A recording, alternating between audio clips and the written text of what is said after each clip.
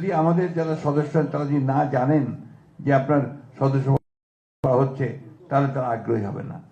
আমি আমার অভিজ্ঞতা থেকে বলি, যদি শুনতে আপনাদের ভালো লাগবে না, এর আগে যেটা হয়েছে আর কি অতীতে, বিশেষ করে গতবার আমাদের যারা আগ্রহী এমপি পদপ্রার্থী তারা সবগুলো কিনে নিয়ে চলে গেছেন, বেশিরভাগ কিনে নিয়েছেন, ঠিক কিনা?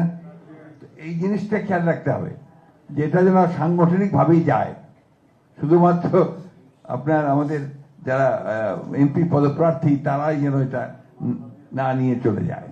এটা একটা বিষয় আছে যেটা আপনারা লক্ষ্য রাখতে হবে। আপনাদের যারা সাংগঠনিক সম্পাদক আছেন এবং দপ্তরের দায়িত্বে আমরা যারা আছি তাদেরকে রাখতে হবে। এই আমি যে কথাগুলো এখানে আলোচনা হয়েছে সেই আলোচনার মধ্যে আমি মনে করি যে যথেষ্ট এই বিষয়গুলি কথা বলা হয়ে গেছে ইতিমধ্যে। আমি একটা জিনিস আপনাদেরকে যেটা বারবার বলতে চাই যে আমাদের আসলে প্রশিক্ষণের প্রয়োজন আছে খুব বেশি। আমাদের নেতা কর্মীরা আমরা কেন জানি না আমরা রাজনীতি থেকে দূরে সরে যাচ্ছি। আপনি দেখবেন গতকালই দেখেন আমাদের প্রতিষ্ঠাতা শহীদ প্রেসিডেন্ট রহমান সাহেবের জন্মদিবস পালন হলো, তাই না? এখানে আমাদের যে কর্মীরা আসে স্লোগান নিয়ে, একটা পতাকা নিয়ে আসে, সাধারণত ভাইদের পিছনে আসে, এসে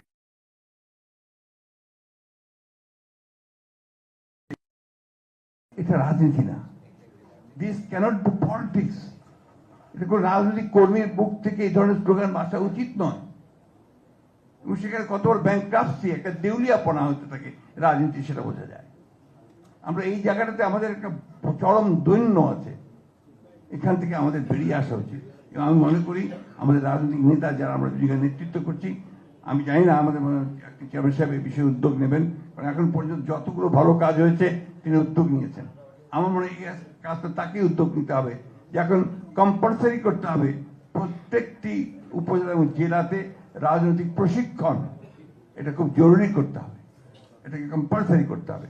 কিভাবে বক্তব্য হবে, একটা সভা কিভাবে চলে, আপনার যিনি উপস্থাপনা করবেন কিভাবে উপস্থাপন করবেন, অ্যাড্রেস কিভাবে করবেন, এই জিনিসগুলো কিন্তু খুব বেশি প্রয়োজন বলে আমার কাছে মনে হয়। এই যে একটা প্রবণতা চালু হয়েছে, আমি টুকু সাহেবের দৃষ্টি আকর্ষণ করবো, আমাদের আজকে যিনি এখানে প্রচার সম্পাদক আছেন, যে প্রত্যেকের নাম বলতে হবে, যারা উপস্থিত আছেন তাদের নাম বলতে হবে। এটার কোনো অর্থ হয় না, এটা অর্থহীন একটা ব্যাপার, সময় ক্ষেপণ করা ছাড়া আর কোনো কাজ নাই। তা এই জিনিসগুলো আমার মনে হয় একটু চিন্তা ভাবনা করে আমাদের এখান থেকে বেরিয়ে আসা দরকার এবং সত্যিকার অর্থে একটা রাজনৈতিক দল তৈরি করা দরকার, পলিটিক্যাল পার্টি তৈরি করা দরকার।